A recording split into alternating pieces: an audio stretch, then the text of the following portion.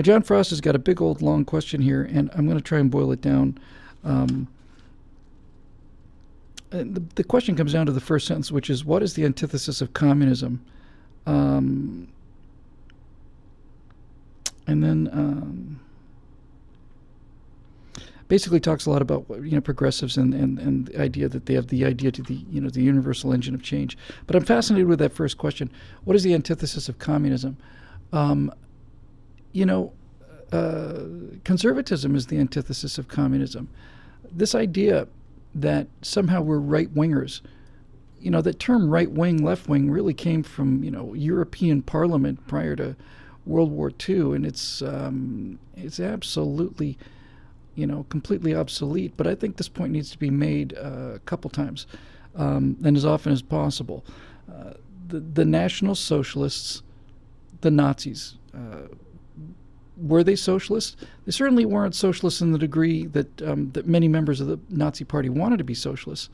They were fascists in the same way that Italy was fascist. But really, when you get right down to it, what's the difference? I mean, the Nazis and the fascists believed that the government should control industry and direct industry, and the communists decided that the government should own industry. But if you put those two things together, if you basically make a 3-point chart with communism, Nazism, and then conservatism, you can just go right down the list. Big state, yes. Big state, yes. Big state, no. Public works programs, yes. Public works programs, yes. Public works programs, no. Individual liberty, no. Individual liberty, no. Individual liberty, yes. Gun ownership, no. Gun ownership, no. Gun ownership, yes. And so we are the antithesis of both Nazism and communism, and it drives me nuts when people say that Nazis are right-wingers and conservatives are right-wingers. There's no comparison to what we call modern right-wing American politics and where the term originally came from. They love to call us fascists and Nazis, but fascism, as I've said 100 times, means a bundle of sticks. The best way to think about this, I keep coming back to this because I think these are the only terms that have made sense to me. We've seen the Republican Party abolish slavery, and they were a radical party. They were radicals in 1856 when they first ran for president. And now they're conservatives. And the reason is because the things that they liberated got liberated, and now those things need to be conserved against further change, which is making things worse. But the only two terms I think that really work, John, for me, consistently across the board, no matter how many times I try to get a handle on these labels, the only two terms that really work for me are collectivists versus individualists. Once you understand that's the basics, then everything else I think falls into place. The Nazis were collectivists. They believed that the state was everything. The state survives. The whole Nazi youth thing and the whole propaganda they were giving to the young kids was that you can go out and fight and die in battle, but the state lives forever, and so you live forever. You live through the state. Ditto, obviously, for communism, and ditto for socialism too. It's the Danish socialism or the Swedish socialism is not nearly as venal as these other two. Obviously, because Scandinavians are much nicer people than the Germans or the Russians. But again, just since it bears being mentioned, socialism, the nice socialism in Denmark and Sweden and stuff, exists for 2 or 3 reasons. First of all, it exists because they don't have to pay for their defense against Russia. We pay for the defense against Russia so they can afford all these social welfare programs. American taxpayers pay for Scandinavian socialism. That's number one. Number two, socialism, as I've said, has to be a pyramid scheme, and you have to have more people at the bottom than you do at the top. 4 people can take care of 1 person, but 1 person can't take care of 4. The Swedish birth rate is so low that the Swedish population is halving nearly every 50 years. So you have to bring new people in to keep the benefits coming, and the new people they've brought in have not been very nice. So now Sweden, this arch model of socialism and wonderful world that Bernie Sanders wants to take us to, is now in a state of collapse. It's on the verge of a state of collapse. And I saw something just so shocking. I mean, a really quiet little story. I think I saw it on Drudge. I think I'm virtually positive it was Norway. It was Norway.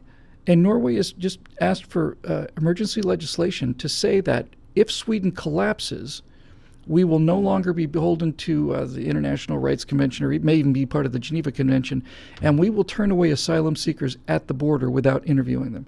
If Sweden collapses, says Norway, we need legislation to make sure that we can stop all of the Swedes and all of the other immigrants from coming into Norway. So this Swedish model is about to collapse under the weight of its own political correctness. And the people that they brought in order to keep the benefits going for Sweden has no connection to Sweden.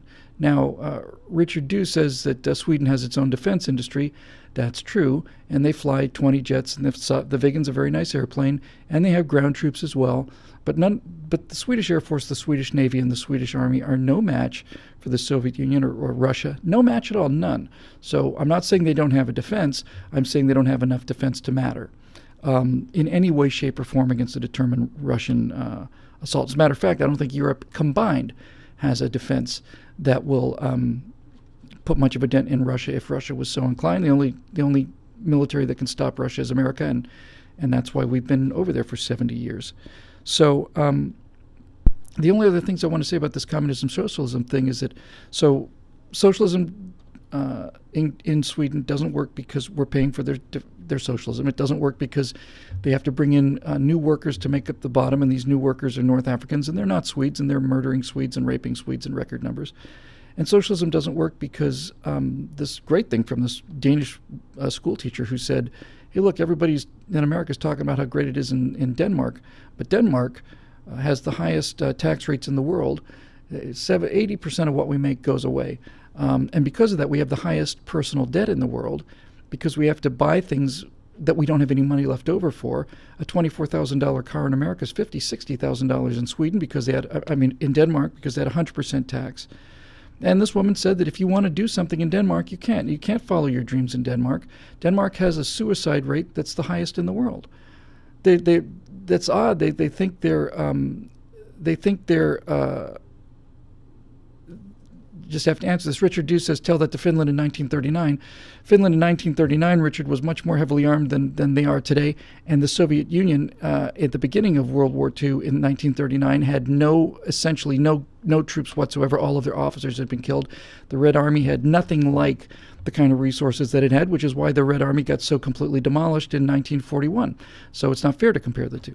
But anyway, Sweden and Denmark and all these places are just, Denmark has the highest level of depression and the highest percentage of the population that's on antidepressants. So I don't think this whole thing works very much. And finally, the argument is,